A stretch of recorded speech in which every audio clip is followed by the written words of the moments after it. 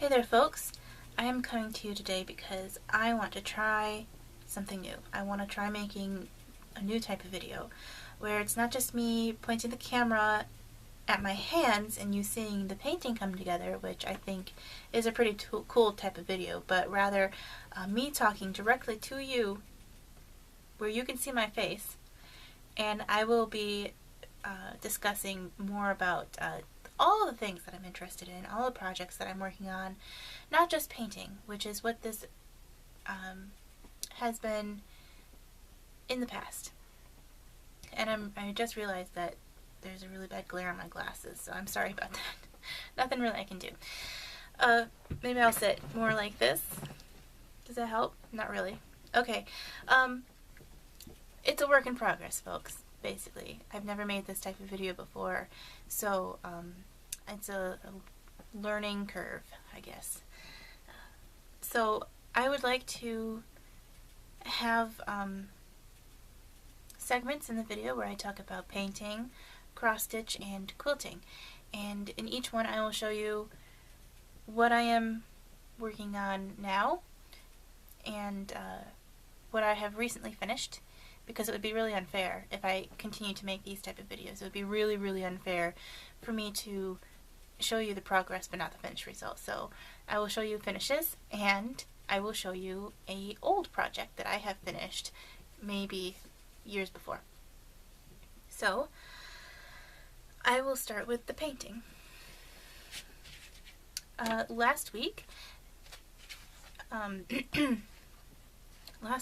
we had a freak snowstorm.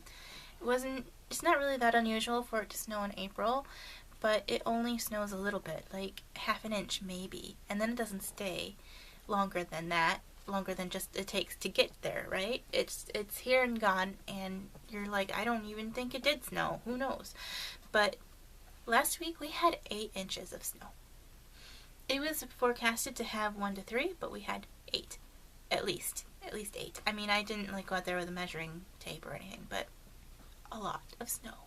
And it took about 2 or 3 days for it to melt, and it wouldn't have gone that quickly except that it rained, so that got rid of a lot of the snow.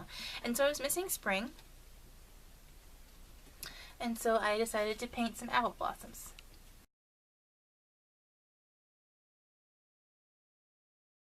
And I painted these without a reference photo because I have painted apple blossoms so much. So much. And I just really like it. It's a watercolor painting on 6x9, 100% cotton paper. And I believe I used Daniel Smith mostly.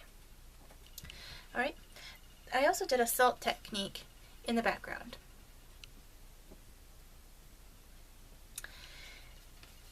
It was just so fun to paint this. I don't often just sit down without expectation. I usually have sort of an idea of what I want it to be like and what it's for, and especially if it's like a commission, which I do a lot of commissions, so that's often a problem for me where I feel like there's a certain standard and expectation.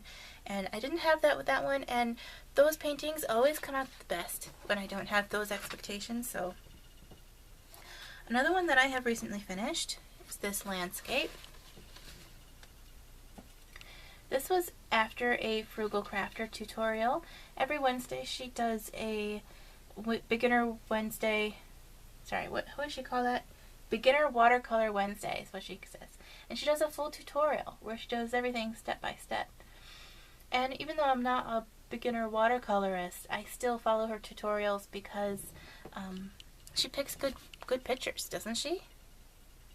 And sometimes I need the hand holding, because I probably wouldn't have sat down to paint it all if it weren't for said hand holding, which is sad.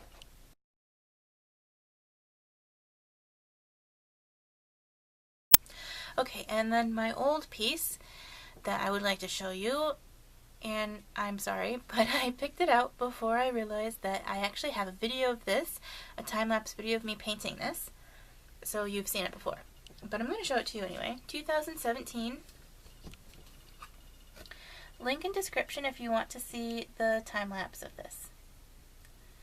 Now, my goal with this piece was to do more of a height of summer, full-bodied, really bright red apple, but what I achieved more was like the harvested fall, like fall harvest apple, which is just as good. And I chose this mat to sort of highlight that rather than try to cover it up and make it, like if I chose a bright green or a yellow or even white mat, I don't think it would have worked as well. So there's that.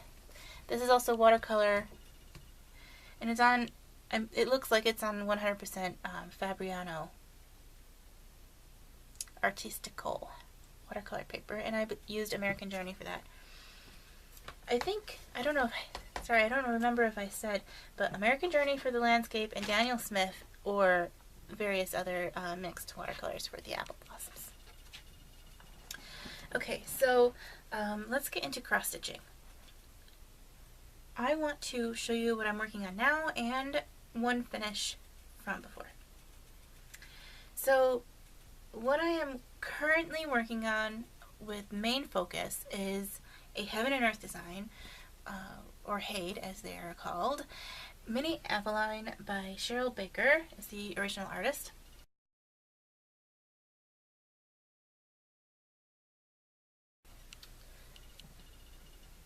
Here it is. I am on page 7, and I'm doing page 7 and 8 at the same time because they are, page 8 is very small. Okay. And I'm doing this 2/1 tench stitch, so it's not a full cross, but I really like the coverage, and it goes a lot quicker because one leg and you're done. You don't have to go back and finish the second leg, so it goes really quickly. And I have a goal with this to finish 1 page or 2 pages if it's a partial page a month. And so I think with that way I will really finish it quickly. Well, quickly for a HAID anyway. Alright, I am working on another HAID. And this is Hrmph. Artwork by Suzanne. Suzanne somebody, starts with G, sorry. I will figure that out and I'll put it in.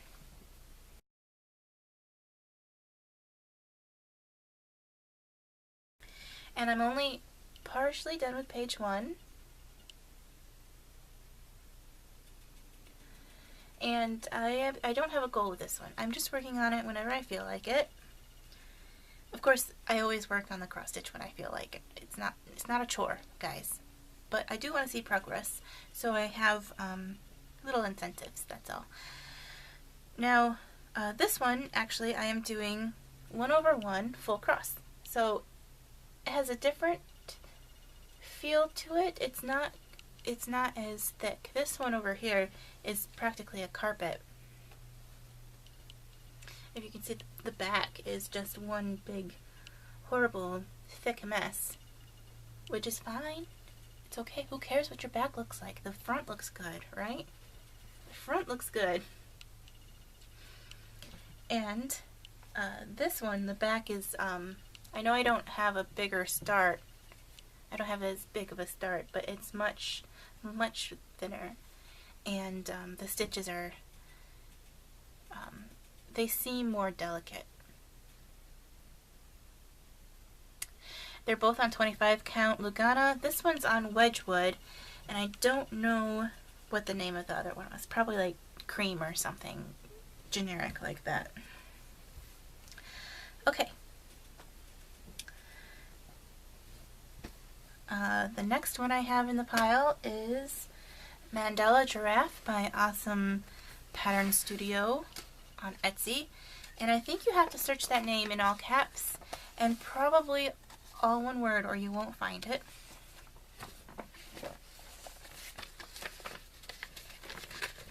This is what it's supposed to look like when completed.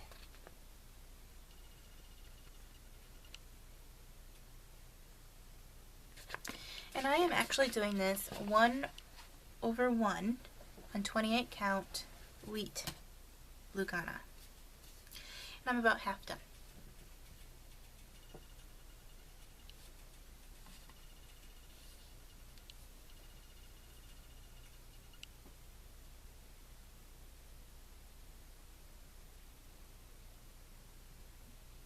I love the colors. I'm not a really big fan of the 1/1 on 28. I mean, it's not difficult to do, but it is, the look is a little bit too manufactured, for lack of a better word. I feel like I like to see the stitch definition a little bit more, so I know a human did it. You know what I mean? But, you know, I'm going to finish it. It's not like I hate it that much. Okay. Then, I have a secret whip that is going to be a Mother's Day present, so I don't want to show that. But I do have one more. This is a Janlynn pattern. I don't know the designer. I think Janlynn's the company, right? And then the designer is somebody else. I don't know, I'm sorry. And it's called 4 White Horses. And I am almost about 3/4 of the way through, or half to 3/4 way through with the 3rd horse. There's supposed to be 4, of course. So I really like how it looks like a pencil drawing. And I started this for the first time about 10 or 12 years ago. We'll say 12 years ago. And I don't know where it went. I just had it. Hang on. Here we are. I found it. This is the old start.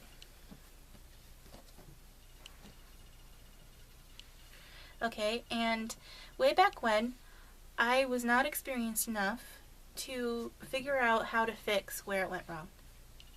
And I couldn't figure out where I went wrong. And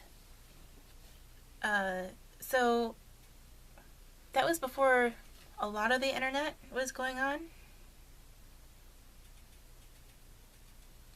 There was internet, but, you know, probably not a lot of cross stitch on there. So anyway, I decided to restart this rather than finish it because there's not a lot of margin. And I am not confident that all 4 horses would have fit on this cut that I did. I don't know what I was thinking. I was probably trying to be frugal and save fabric, but nope. And I don't know what I'm keeping this for. I think I might actually pick out this 2nd horse and just do something with this 1st horse. I think that would be really cool because the 1st horse is finished. Also, another reason to restart it was that my X's are not all going the same direction because nowhere in the instructions does it tell you that you're supposed to have all the X's go the same direction. And this is not the first pattern that I've ever done. I will show you the first pattern that I ever did as my old piece. Here we are. This is a, hang on, I got it right here.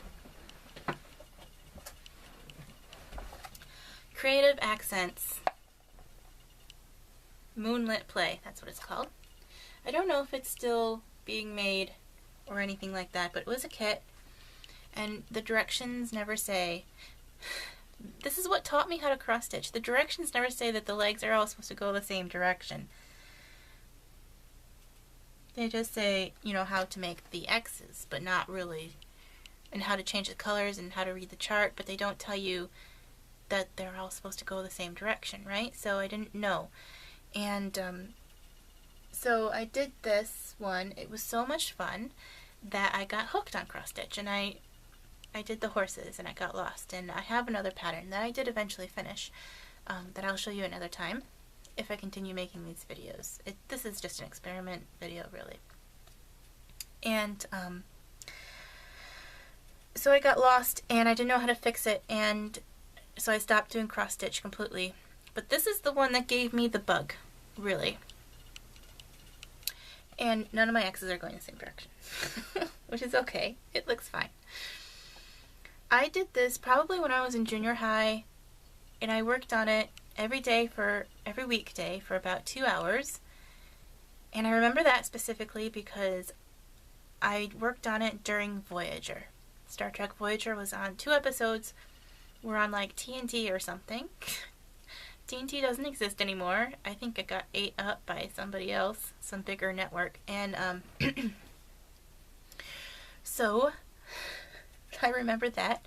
And it's kind of funny because when I'm working on Aveline, I often put on Voyager. And the first time that I did that, it was like time warp, right? It really took me back to this piece. And I don't know why, but it just seems very appropriate to me to watch Voyager while doing cross stitch. Who knew?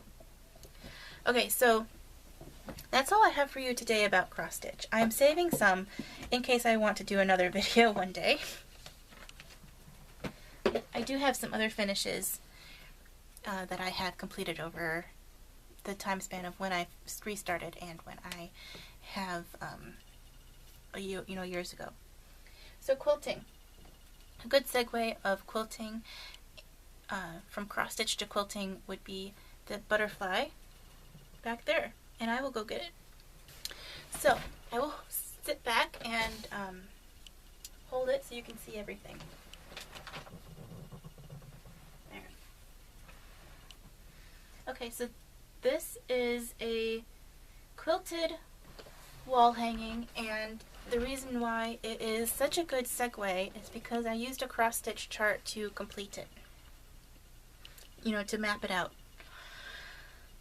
And I think that that's the only way to do it because these squares finish at 3/4 inches. And it's just insane.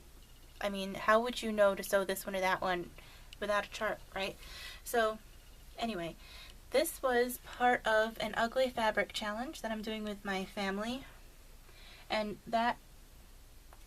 this one right here is the ugly fabric. Try and get it so it looks good. That's alright. That yellow, orange, purple is the ugly fabric. And it looks good in the butterfly. I'm really, really quite pleased with it. And I quilted it on my long arm. And I used mostly scraps. The only thing that wasn't a scrap was the ugly fabric, of course, and the back, which I needed an entire yard for. And so a yard isn't a scrap. I don't care who you are. A yard isn't a scrap. And so that was an ugly fabric challenge. And if you don't know what that is, it's where basically you are given some ugly fabric, which honestly is just a matter of opinion, and you are challenged to make something beautiful using said ugly fabric. Okay, and I'm doing that with my family, so that is eventually going to go to my aunt, and I'm hanging it on my bedroom wall so that I can just absorb it before I have to give it away, because it's just, it makes me so happy to look at it, and I hope it makes her happy to look at it too. Alright, so another challenge that I had to do was this one. Now this was, the challenge was the phrase, "It's a bit airy," and that was open to interpretation. And the challenge fabric was right here. We had to have at least 1 square inch showing. And those are 1 inch, by the way. And the sun's coming out, how nice. Okay, so I did this raw edge applique, and I stitched it mostly on my long arm machine. And that machine's pretty versatile. It's not just for bed quilts. Anyway, it's on a heavy stabilizer, and I did a lot of painting on it too. There we go, so I can hold it in the good light. There we go. There's some quilted wind behind there, which I think is really my favorite part. And some of the leaves are cut from fabric and some of them are drawn with the thread. And there's a lot of different fabrics in the tree. I'm going to try not to get in the shot because you really don't want to see my face close up. So, there's the girl on the tree.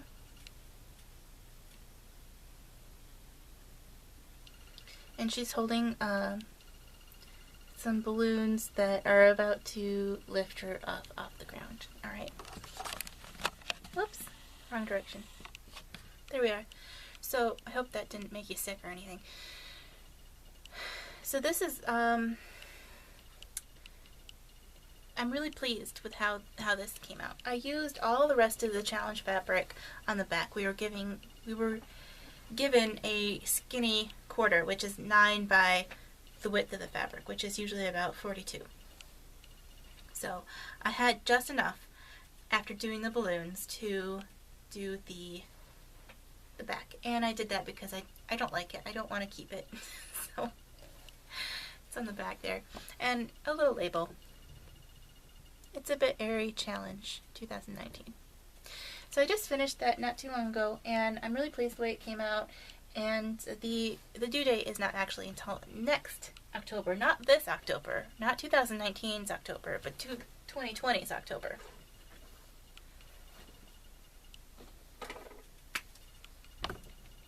Yeah, so that's going to stay on my wall a lot longer than the butterfly.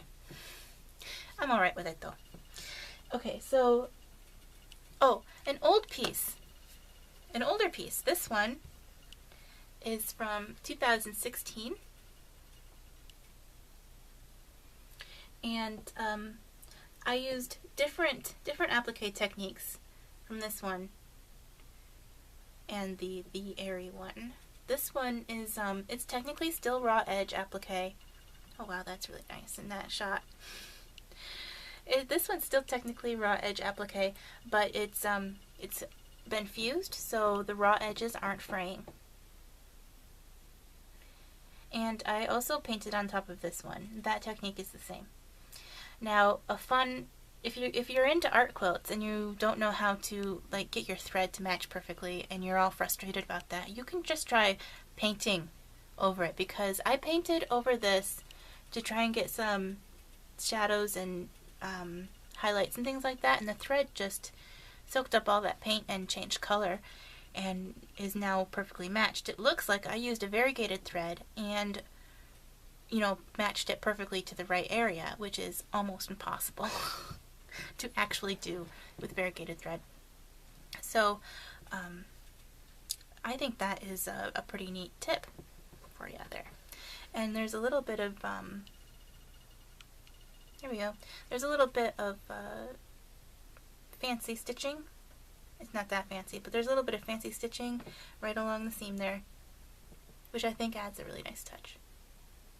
This isn't on any type of stabilizer, and I probably should have been, but it's just a little tiny piece, so it's alright. Okay, I think that's all that I have to show you. I hope that you stuck until the end, and I hope that you enjoyed this video, and as always, thanks for watching.